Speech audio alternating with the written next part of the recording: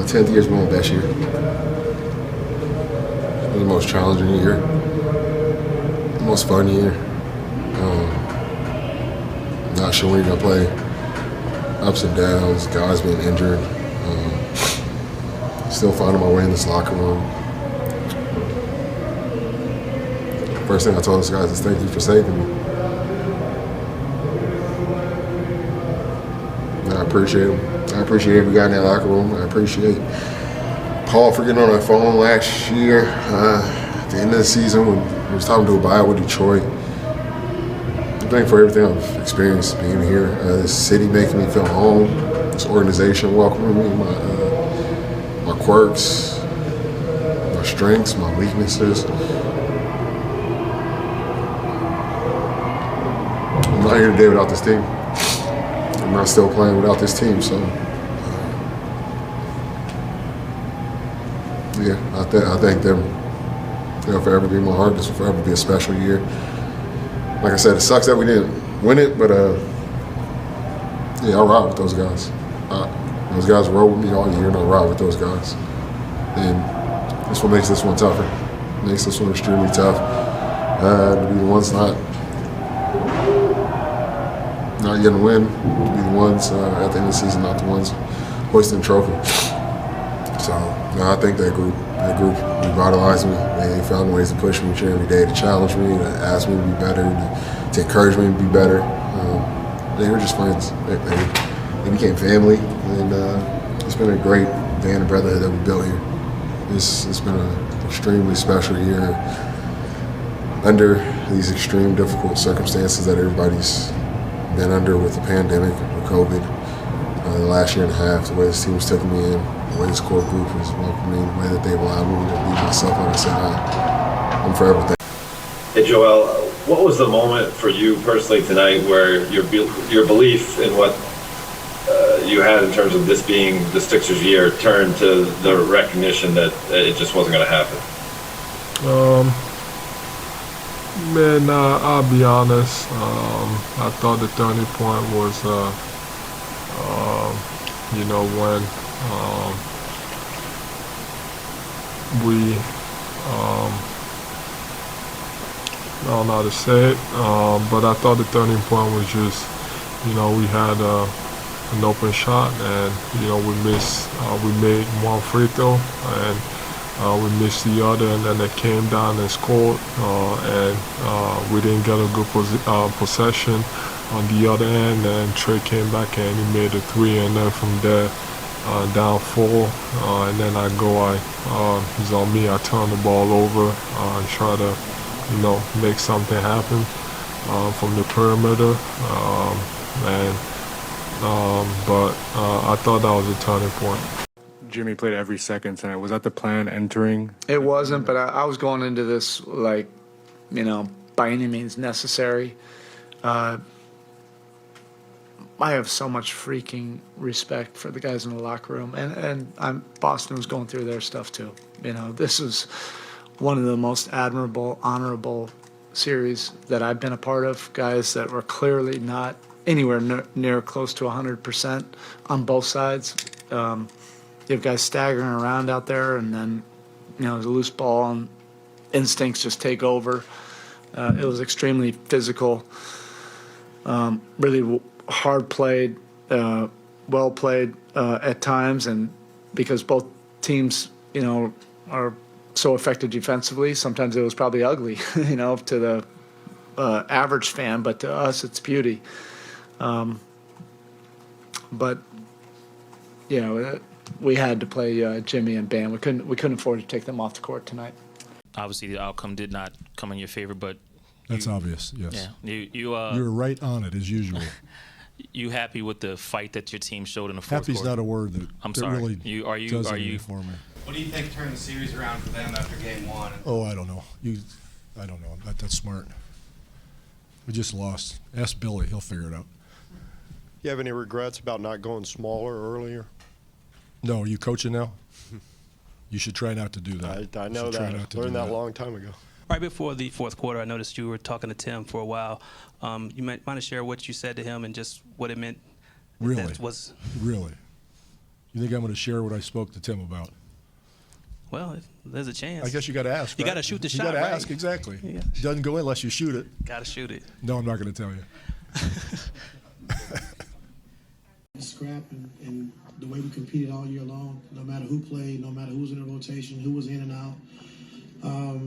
So it's most disappointing for those guys in the locker room who fought and clawed all year and then have to end like this. But we got to hold our heads high, some great things to be proud of. And, get ready, keep rebuilding, and get ready for next year. But I'm not disappointed at all in these guys in the locker room. Like I said, every single night, they gave me everything they had. And our coaching staff was phenomenal, all year long. Just making sure guys were ready all year and stayed the course. No matter if you played, 10 games, missed 10 games, when we plug guys in, guys are ready to play. And so that's the culture we want to build here. That's the culture we want to set. And I'm just, I'm happy and proud of our guys for the season that we was able to overcome, all year long. You guys do have a couple of free agents. Is this roster is this something you want to see come back next year and try to go again? Yeah, everybody. When we get our main guys back, we could be dangerous, but health is part of it, so we got to stay healthy and continue to work. And like I said, right now we got what we got. And so I'm proud of our guys in the locker room, and there's nothing to hang their heads about. And, so it is what it is.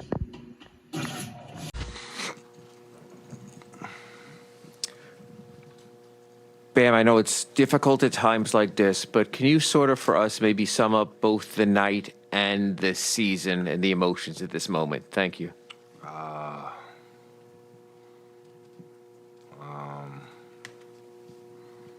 Blank.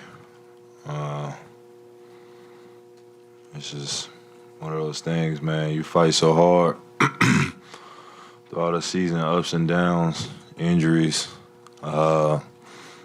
disrespect, and you still find a way to come this close. It's rough.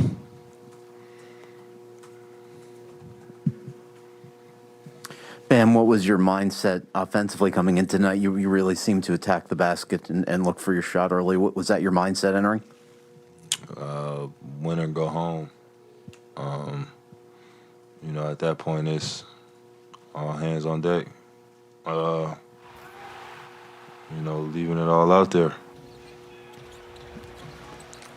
I know you guys won't use this as an excuse, but 2 years ago when we got to the finals, obviously injuries were an issue, and you guys have dealt with a lot of injuries in this series. How frustrating was the timing of these injuries to different guys that limited some guys in this series? I mean, one thing I love about this team, we fought through adversity this whole year. So, we've had guys out multiple times, so it's nothing normal to us, just having this was the last one this season. Bam, is there anything you learned about yourself in this series? Learned about myself? Nah.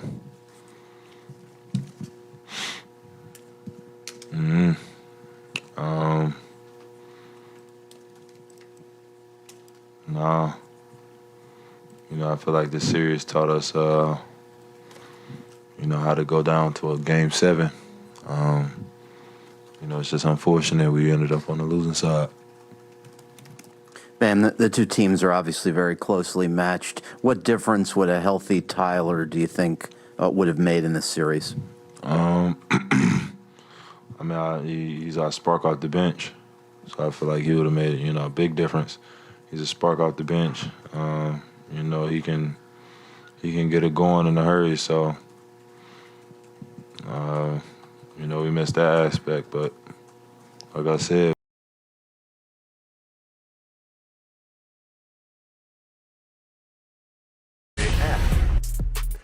All right, we've talked this at length, the Ben Simmons situation, but just to illustrate the point, games 4 through 7, not an FGA shots in the fourth quarter. 3 shots in 7 games. Yeah, He didn't miss one in the fourth quarter. He didn't miss it. Exactly. And 4, 5, 6, and 7, none. He did and take questions from reporters. He's supposed to. Ben, Doc said that there's work to do, and he and you need to get into the gym. What do you think the work is that needs to be done, and I guess prioritized? Is it free throw shooting? Is it being more aggressive? Is it perimeter shooting? What is it in your game that you think you need to improve first? I think all of it. You hit on all of it. I ain't shoot well from the line this series. Offensively, I wasn't there. I ain't doing enough for my teammates. But there's a lot. There's a lot of things I need to work on. You gave up a dunk opportunity, and I don't know if you answered this earlier, but you gave up a dunk opportunity right there. And I know you're a pass-first guy, but you're also 6'10" and 240. Is there something going on in your head where you just feel like you can't shoot at some times? Nah, I just assumed Gallo was coming over my back, and then Collins moved out, and so I thought we just had a wide open dunk. Do you feel like you played your last few minutes here in Philadelphia? I feel like we just lost game 7. That's about it. Would you like just to remain in Philadelphia? Pardon? Would you like to remain in Philadelphia? Yeah, I mean, I love being in Philly. You know, I love his organization. The fans are great people. I mean, I had a bad series. I expect that. It's Philly. You described just the feeling after the official elimination comes tonight from the playoffs.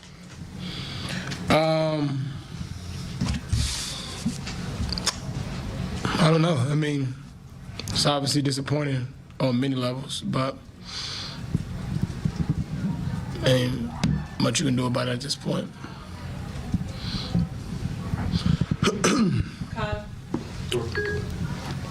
Fine. Russ, you felt like you guys were kind of always fighting something. You know, obviously the injuries, the lineups. Like Mike said, obviously it's not over yet, but at this point, when you look back, like, what was the experience like of trying to kind of constantly battle through something new seemingly every other day? You know, I honestly, me personally, you know, it's a situation that I was just blessed to be able to be in. Learned a lot about a lot of different things myself, you know, and I was able to just stay real faithful and true to what I believe in, regardless of what was ever thrown, you know, our way, my way, and continue to just fight through it regardless of, you know, the results. What did you learn about yourself? That I'm covered. And what I mean by that is that I am super blessed and grateful. And regardless of whatever thrown my way, I'm covered by a huge head of protection of faith. And no matter what's happening to throw my way, I can always prevail and get through it. Russ, obviously, you know, for the last week or two, you guys have been facing these high leverage, high stakes games and been talking about must wins for the last couple games. Did you feel like the group had belief in each of those games, or has that been kind of diminishing with each loss? I believe, you know, once guys get prepared for the game, I would hope to believe that everybody felt we had a chance, but I can't really speak for everybody's preparation or how they feel about, you know, if they felt we had a real chance. Did you? Always. I never give in, never quit. It's not in my personality, regardless of what's happening. Play to the end and fight regardless of what's going on. Russ, even though we're in game 79, you add up the games that you, Anthony, and LeBron were able to play together, it's only 21. Yeah. Do you want a chance to grow that number next season and see what this group could do with health? Yeah, I mean, that's the plan, you know, but, you know, nothing is promised. You kind of got to take one day at a time each day. And like I said, all season long, you got to play the cards you dealt. Yes, you know, we want to be able to see what that looks like, what that entails over the course of it, you know, 82-game season, but we're not sure if that's guaranteed neither. So, you know, I just hope that we have a chance to be able to do so in the future. Russ, where do you think this season kind of went wrong. Is there a moment that stands out to you where I see you smiling? I mean, is it one? Is it a lot? Is it? Is there something that stands in your mind where it's like, this isn't going to work this year? No, not one thing. You know, there's so many different things that happen, but I personally, I don't like to point fingers or blame anybody. I just only can control myself and control what I'm able to do with my actions. That's all I can speak on. To follow up on that, I know you view things from a very kind of insular way and try not to listen to other stuff and outside stuff. But if you can take a step back for a minute and you think about all the things that did go wrong for this team this year, how does that sort of sit with you? I mean, the injuries, the COVID outbreak, the losing streaks, all of that stuff that kind of compounded on each other sort of as the days added up. How does that sit with you? Like I just said, you just asked the question in a different way, but I'm gonna give you the same answer. Good try though. Let's go. Should I try again? To follow up. With these 3 remaining games, Russ, what's your personal plan? And I don't know, I guess most of the teams you played on in your career have made the playoffs, but what's it like making a March like that when there's no postseason to play for? I don't know. It's different, you know. At least different for me, and I haven't even thought that far ahead yet, you know, but I'll think about it and figure out what the plan is moving forward. Any more questions for us? Thank you, Russ. Yep.